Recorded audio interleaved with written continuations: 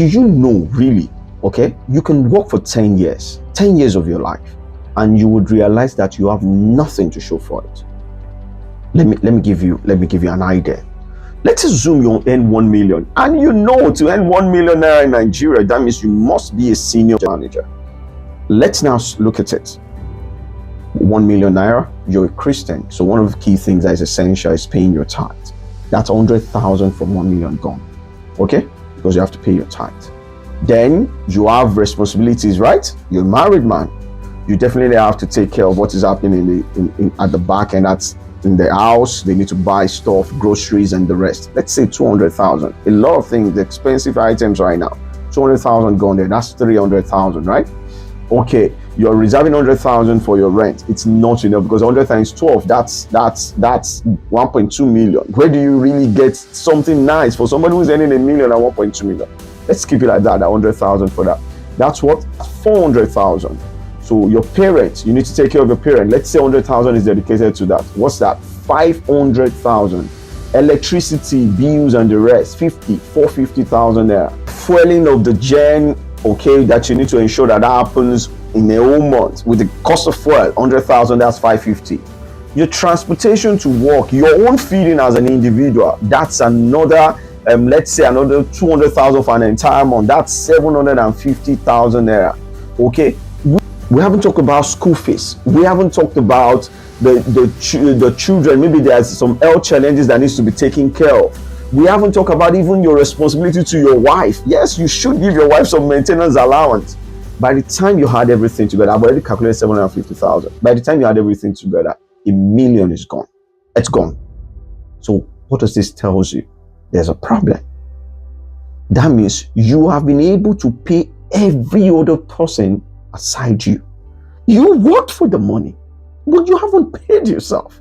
Yes, your rent is not yours. It belongs to the landlord. Yes, school fees belongs to the school that you need to pay to. Tithe belongs to God.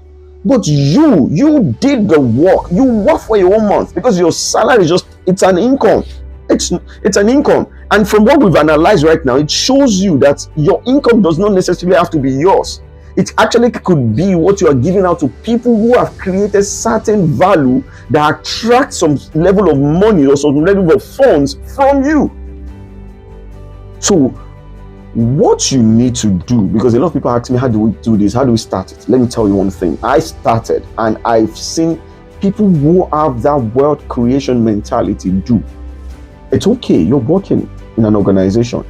Going forward, establish the culture of allocating a percentage of whatever income you have as what you are paying yourself, which will be moved into your investment. What do I mean? You still earn the same 1 million naira. 300,000, that's 30% of that value, goes into your savings for investment every month. Okay, so that means whatever is left, okay, yes, God first, you pay God first, and then from that 300,000, that means now you have 600,000 left.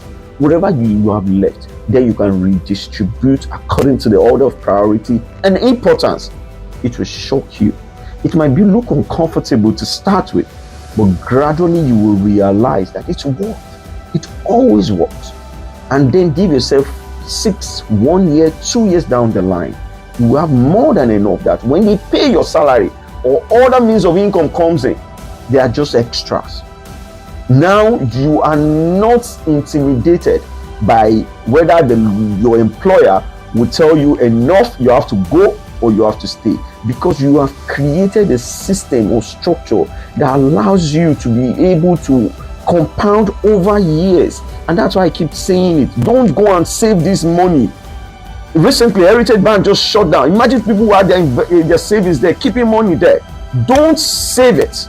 Invest it. Invest it. And I've told you some platforms you can use to do that. Download them, use them. In fact, do you know that you actually can invest in naira, in dollars or pounds? That means you can protect yourself against the inadequacies, the fluctuations of our forex or of our fiscal policy as a nation, while you look at other means, other commodities or dollars or any means. I'm not a financial expert, don't get me wrong, but I know and I'm aware that it is key for you to set systems and structures to save and invest. Thank you.